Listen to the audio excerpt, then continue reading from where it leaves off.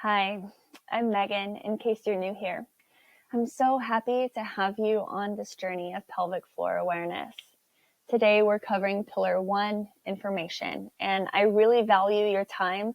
I will try to be succinct, quick, but also provide some value here. So let's jump right in. We'll begin by connecting to the pelvis. We do a lot of visualizing in my classes. Visualization is a powerful way to help our brain neurologically connect to different areas of the body. So knowing a little bit of anatomy can make it a bit easier to visualize just what's going on in our unique body. The pelvis, or Latin for basin, is an important part of our skeletal structure as far as balance, stability, and support. Support of the entire spine and upper body. When it's out of balance, our entire lower half and upper half is also out of balance. So find your hips with me. The pelvis can look like a set of elephant ears. You can take your hands like this and just begin to knead down your waist until you feel the bony prominence. The tops of the ears or your hips are called the iliac crest. And then what would be the earlobes reach all the way down to the sit bones, maybe rock from side to side, or the ischial tuberosities. Feel them press into the surface underneath you. Maybe even lean over. Find the bony prominence at your seat with your hands. Now find your pubic mound or pubis located in the front of the pelvis. And with the other hand, find your tailbone located at the bottom of the sacrum, which is the bottom of the spine that connects into the pelvis via the sacroiliac or SI joint. Don't worry about remembering the anatomical terms. It's not necessary unless you want to learn them. So now let's shift our focus to the pelvic floor that we've made those connections to our pelvis, which is a collection of muscles, nerves, tendons, blood vessels, ligaments, and connective tissues all interwoven in the pelvis.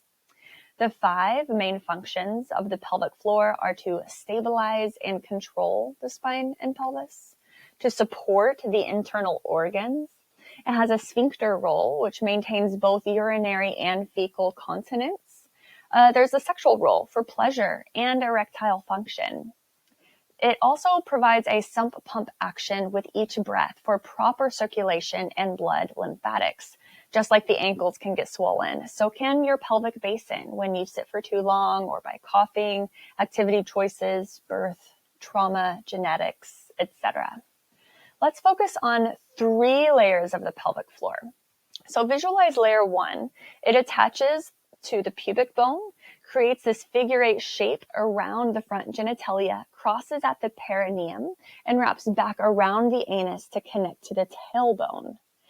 Layer 2 attaches transversely from each sit bone to sit bone and through the center at the perineum.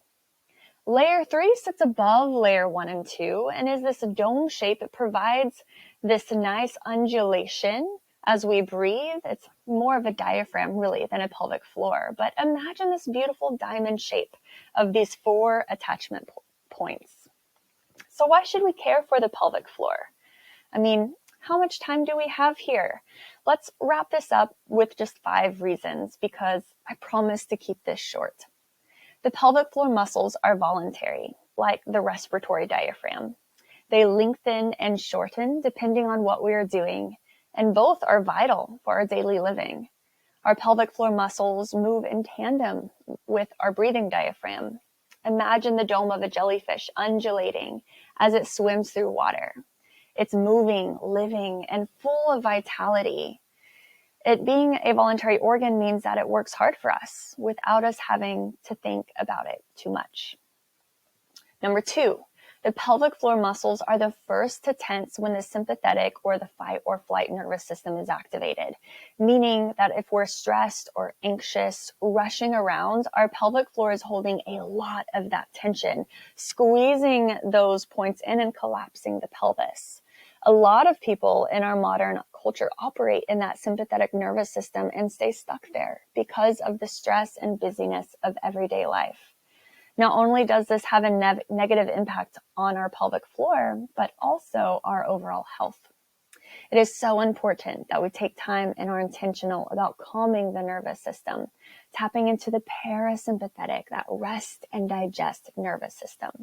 Rest is important for our health and our pelvic health. Number 3, most people carry too much tension in the pelvic floor region. Not too surprising, huh? After what we just learned.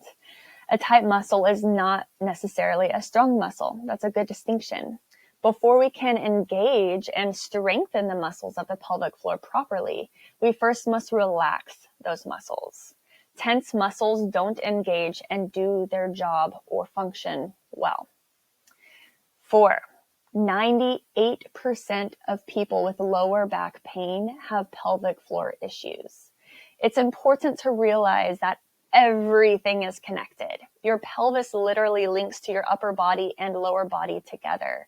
A lot is going on in this space, and I've had people's neck and back pain go away after taking some of these classes. And number 5 is to inform and let go of shame and stigma. Knowledge is power, and the more you know about your body, the better you can take care of it. When we are given the tools to take care of ourselves and have a better understanding and connection to our own bodies, the faster shame and stigma melts away.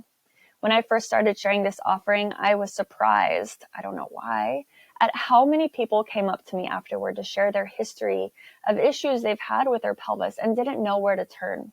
Some of them had seen physical therapists, doctors, nurses that didn't teach these basic things about their body and instead jumped to more extreme measures of operation or were vague about self-care.